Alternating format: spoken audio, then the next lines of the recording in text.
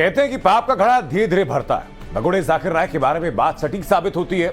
Islamic देशों में घूम घूम कर भारत और मोदी सरकार के खिलाफ जहर उगल रहे जाकिर नाइक की आजादी का वक्त अब लगता है कि पूरा होने जा रहा है। बिल्कुल, देखिए ओमान में जाकिर नाइक ने एक लेक्चर के दौरान फिर वही राग अलापा, जिसके जरिए वो हमेशा खुद को विक्टिम बताता फिरता है। लेकिन अब मोदी सरकार ने घेरेबंदी शुरू कर दी है और जाकिर नाइक की आजादी का काउंटडाउन शुरू हो चुका है।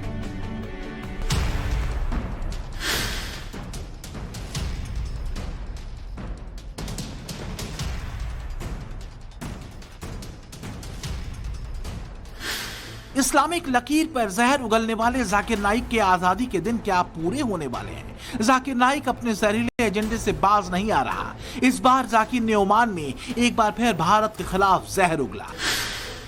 ओमान में जाकिर को स्पीच देनी थी इस्लाम पर, लेकिन बड़े शातिर तरीके से उसने अपने लेक्चर में अपने भारत विरोधी एजेंडे को पिरो दिया। इतना ही नहीं, जाकिर ने इस बार एक और जहरीला कार्ड चला। पहले उसके बयान को सुनिए। When the judge in India court says, you know, when they wanted to attach all my properties, so judge was a Sikh, Manmohan Singh, and fortunately, he had seen many of my talks. He said to the lawyer of the government, you point out one statement of Dr. Zakir Naik in context in any lecture where he promotes terrorism, I will attach all his properties. Hindustan एक धर्मनिरपेक्ष देश है जो शरिया के कट्टरपंथी और धार्मिक पूर्वाग्रहों से भरे कानून से नहीं चलता। यहाँ जज होता है। लेकिन शातिर जाकिर नाइक के जज के धर्म को बताने की मंशा क्या थी, इसे बड़ी आसानी से समझा जा सकता है। और ऐसे ही बेहद चालाक और धूर्त कदमों के जरिए जाकिर कट्टरपंथी लकीर पर लोगों को बरगलाता रहा है। जाकिर पर भड़काऊ भाषण देने, मनी लॉन्ड्रिंग और आतंकवाद को बढ़ावा देने के आरोप हैं। उनके जो गुनाह हैं, उन्होंने जिस तरह का पाप, अपकृत्य और अपराध किए हैं, उनकी सुनवाई बिल्कुल सही हुई और वो सजा के हकदार हैं। बल्कि मैं तो ये चाहता हूं जितने भी उनके गुनाह है और सजा है, उनके ऊपर फास्ट ट्रैक में डाल करके जल्द से जल्द उनके ऊपर कार्रवाई होनी चाहिए। आपको मालूम ही होगा कि पीएफआई से लेकर के रेडिकलाइजेशन तक और कई जिन्होंने बम प्लांट किए हैं, चाहे वो 3 व्हीलर हो या अन्य, उनके यहां से जाकिर नाइक का न सिर्फ साहित्य मिला है, बल्कि पूछताछ में भी ये तथ्य प्रकाश में आए हैं सुनीता जी कि उनकी शिक्षा दीक्षा के आधार पर ये नवयुवक रेडिकलाइज हुए हैं। ये कम पाप है उनकी तरफ से? जो आरोप जाकिर नाइक पर हैं, वो संगीन है। जाकिर इस लकीर पर काम करता है कि जरूरी नहीं आतंकवाद सिर्फ हथियारों के दम पर फैलाया जाए, बल्कि आतंक को महिमामंडित करके इस्लाम को खतरे में बताकर जाकिर बड़े शातिर तरीके से युवाओं को अपनी जहरीली घुट्टी पिला दिया करता है। So you as a Muslim saying that Osama bin Laden is right or wrong? Have you checked up? Bombing in Nigeria, American consulate, Osama bin Laden, headlines. Did or not? We don't know. But if you ask my view, if he's on the truth, if he's fighting the enemies of Islam, I'm for him. मजहबी लकीर पर कुतर्क रचकर Osama bin Laden का महिमा मंडन करने वाला जाकिर ऐसे ही धूर्तता के साथ अपनी बात अपने सुनने वालों तक पहुंचाता रहा है। यही वजह है कि देश की सुरक्षा एजेंसियों की जाकिर को लेकर जो पक्ष है वो बहुत साफ है। वो ऐसे ही भाषणों के आधार पर क्रिस्टल क्लियर है। वो ये कि जाकिर आतंकवादियों का महिमा मंडन करके मुस्लिम युवाओं का ब्रेन वॉश करता था और मुस्लिम युवा आतंकवादियों की ओर प्रेरित होते थे और उसके बारे में ज्यादा जानने की कोशिश करते थे। भारत में जज कोई किसी भी धर्म का हो, वो अपने जो कोड ऑफ इथिक्स है उसका पालन करता है और जो कि कायदा कानून है उससे देश चलता है। ये धर्मनिरपेक्ष देश है। इसमें इस धर्म का कोई कि जज का क्या धर्म है इसका कोई सरोकार नहीं है। जिन आरोपों का उनसे सरोकार है वो मनी लॉन्ड्रिंग के हैं और हेट क्राइम के हैं, तो वो सिद्ध कर रहे हैं कि वही कर रहे हैं जिसके बारे में उनके ऊपर आरोप हैं।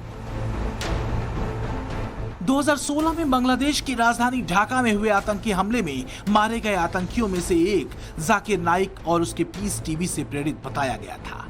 इसी तरह बेंगलुरु ब्लास्ट में आरोपी शारिक भी जाकिर नाइक का वीडियो देखता था। शाकिर जाकिर के वीडियो अपने दूसरे साथियों के साथ भी शेयर करता था। मंगलुरु ब्लास्ट मामले में शिवमोगा पुलिस ने पुष्टि की थी कि आतंकी जाकिर नाइक के अलावा आईएसआईएस की कट्टरपंथी लाइन से प्रभावित थे। इतना ही नहीं, कहा तो ये भी जाता है कि जाकिर के उकसावे के चलते ही श्रीलंका में ईस्टर पर 2019 में बम विस्फोट हुआ था, जिसमें 250 से ज्यादा लोग मारे गए थे। यही वजह है कि सवाल अब इस बार भी उठ रहे हैं कि आखिर जाकिर नाइक जैसे भगोड़े को ओमान में इस्लाम पर बोलने के लिए आमंत्रित ही क्यों किया गया। आई एम वेरी सरप्राइज्ड कि ऐसे आदमी को ओमान में इनविटेशन मिला कैसे। वो तो इस्लाम के लिए बात करने के लिए बोला था, पर वो उन्होंने भाई वो किसी सब्जेक्ट पे बोला हो, उस आदमी को इनवाइट ही नहीं करना चाहिए था। यही वजह है कि अब भगोड़े जाकिर नाइक के प्रत्यर्पण को लेकर भी कोशिशें तेज हो चुकी हैं।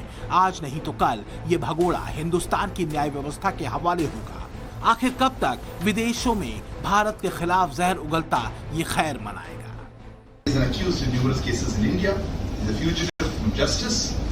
We have taken up the matter with the government of Oman, the Oman authorities, and we will continue to take all the necessary measures to bring him to face justice in India. चाहे Oman की धरती हो या Malaysia की जमीन, हर जगह मौका मिलते ही जाकिर वही जहर उगलता है जो उसके भीतर हिंदुस्तान और गैर इस्लामिक लोगों को लेकर है। झूठ, फरेब और बेहद चालबाजी के साथ गढ़े गए नैरेटिव के जरिए जाकिर नाइक खुद को इस्लाम का एक योद्धा साबित करना चाहता है, और ये फरेब ज्यादातर वो अपने इस्लामिक लेक्चर्स के दौरान बड़ी आसानी से करता है। Modi sent his emissary to meet me in Malaysia. He sent an emissary to meet me in Malaysia. Dr. Zakir Naik, can we remove the misunderstanding? I said, what misunderstanding? Your police, NIA, knows everything about me. There's no misunderstanding. No, can we be friends? I said, no problem. As long as you don't tell me to do anything against Quran and Sunnah. I don't want your money. You know what they wanted me to do? They wanted me to support the government that what they're doing in Kashmir is correct. I said, nonsense. In Kashmir, you're persecuting our Muslim brothers. How dare, it's totally wrong. मजहबी line पर इसी तरह अपने सामने बैठे लोगों को जाकिर बड़ी आसानी से बरगलाता और भड़काता है। ओमान में भी जाकिर ने यही किया, लेकिन ये बात भी सच है कि जाकिर के पाप का घड़ा भर रहा है। भड़काने, लड़ाने और काफिरों के खिलाफ कदम उठाने और फिर संत बन जाने की जाकिर की धूर्त चाल अब धीरे धीरे बेपर्दा हो रही है। कई नफरती कारनामे सामने आ चुके हैं। मसलन मलेशिया में जाकिर ने कहा कि मलेशिया में हिंदुओं को भारत के मुस्लिमों से ज्यादा अधिकार मिला हुआ है। सरकार ने इसे बहुसंख्यक मुस्लिम और अल्पसंख्यक हिंदुओं के बीच नफरत वाला बयान माना। मलेशियाई सरकार ने जाकिर नाइक को पूछताछ के लिए बुलाया। मलेशिया के गृह मंत्री मुहिद्दीन यासीन ने कहा कि हम इसे नस्लीय भेदभाव और संवेदनशील मामला मानते हैं। यही नहीं, जाकिर नाइक ब्रिटेन भी गया। वहां पर उसके व्यवहार की वजह से सरकार ने उसके प्रवेश पर प्रतिबंध लगा दिया। लेकिन फिर भी खुद को पाक साफ बताने का मौका जाकिर नहीं छोड़ता। शेखी बघारना और खुद को इस्लाम का सच्चा नुमाइंदा बताना जाकिर का शगल है। The Gulf countries, many countries, they called me to give talks on anti-terrorism. And now the new government is laying allegations that I promoted. धर्म विचारों को व्यापक बनाता है, इंसान में समानता देखता है, लेकिन जाकिर की तकरीरें बेहद सतही, संकीर्ण और रिलीजियस सुप्रीमेसी की अंधी भावनाओं से भरी हुई। जाकिर नाइक पर सोशल मीडिया के जरिए हिंदुओं को चुनौती देने के आरोप भी है, जिसमें उसने कहा था कि हिंदू गणेश को भगवान साबित करके दिखाएं। इतना ही नहीं, इस शातिर कट्टरपंथी पर ईसा मसीह और सिखों के गुरु नानक देव का भी अपमान करने का आरोप है। दिल्ली से सुनीता झा के साथ bureau report, times now, Navbharat. और देखिए, अमृतपाल की फरारी के 175 घंटे से भी ज्यादा का वक्त हो गया है, लेकिन अमृतपाल की लेटेस्ट लोकेशन क्या है, इसकी जानकारी जो है वो किसी के पास नहीं। लेकिन सोर्सेज की माने तो अमृतपाल अब उत्तर प्रदेश में एंट्री करने के लिए सोच रहा है, और इसके अलर्ट के बाद यूपी में ऑपरेशन अमृतपाल शुरू हो चुका है।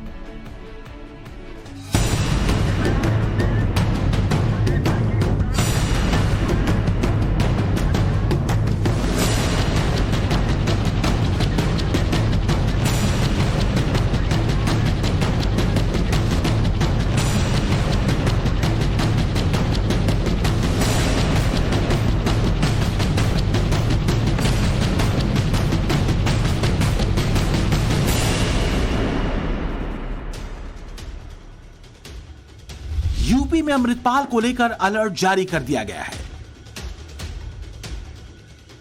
यूपी के बहराइच में अमृतपाल को आइडेंटिफाई करने के लिए पोस्टर चस्पा किए गए हैं।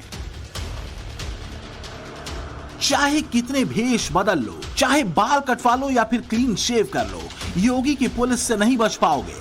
तैयारी पूरी है और योगी का ऑर्डर लाउड एंड क्लियर है। अमृतपाल अगर यूपी आया तो बच नहीं पाएगा। अमृतपाल सिंह की तलाश कई राज्यों की पुलिस कर रही है। यूपी में भी नोएडा सहित कई जिलों में जो सुरक्षा है वो काफी ज्यादा बढ़ा दी गई है, क्योंकि सूत्रों की माने तो बहराइच के रास्ते नेपाल भागने की फिराक में है और यही कारण है कि यूपी के हर जिले में जो सुरक्षा है वो काफी ज्यादा चाको चौबंद कर दी गई है। अमृतपाल भाग रहा है, अमृतसर से फरार हुआ। अमृतपाल पहले भागते भागते जालंधर पहुंचा, फिर भागा और भागते भागते हरियाणा के कुरुक्षेत्र पहुंच गया।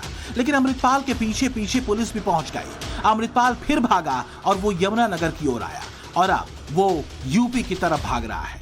इस वक्त हम इंडो नेपाल बॉर्डर पे मौजूद है, जो बहराइच का रुपया बॉर्डर है, चेक पोस्ट है, वहां पे इस वक्त है। और उस जो इनपुट पंजाब पुलिस को मिला है उसको एसएसबी और यूपी पुलिस के साथ शेयर किया गया है, जिसके बाद यहां पर आप देख सकते हैं किस तरीके से एसएसबी यहां पे पूरी तरह एक्टिव नजर आ रही है। एक एक गाड़ी की सघन चेकिंग की जा रही है, चाहे नेपाल की गाड़ी हो या इंडिया की गाड़ी जो इस बॉर्डर से पार जा रही है, उनकी पूरी तरह से चेकिंग की जा रही है। और जो पोस्टर यहाँ पे चस्पा किए गए हैं वो भी आपको दिखाते हैं कि किस तरीके से पोस्टर चस्पा किए गए हैं। जो यूपी पुलिस है उनके हाथ में ये पोस्टर है, आप देख सकते हैं ये पोस्टर, इसको लेके यूपी पुलिस यहाँ पे चेकिंग कर रही है। और यहाँ बताया गया है कि अमृतपाल इतने जो वेश हैं वो बदल सकता है और इन्हीं वेशों में कि अब चेकिंग की जा रही है कि इसमें से कोई ऐसा वेश तो नहीं है जिसको बदलकर अमृतपाल जो है नेपाल की सीमा में घुसने की फिराक में हो। आप देख सकते हैं कि यूपी पुलिस भी यहाँ पर पूरी तरह एक्टिव नजर आ रही है और एक एक गाड़ी की सघन चेकिंग यहाँ पे की जा रही है। खुद यहाँ पे inspector rank, sub inspector rank के अधिकारी यूपी पुलिस के मौजूद हैं। और अगर बात करें तो एसएसबी के भी कमांडेंट यहाँ पर नजर आ रहे हैं और चेक पोस्ट पे भी अमृतपाल के पोस्टरों को चस्पा किया गया है। अमृतपाल की लास्ट लोकेशन हरियाणा के कुरुक्षेत्र में ट्रेस हुई।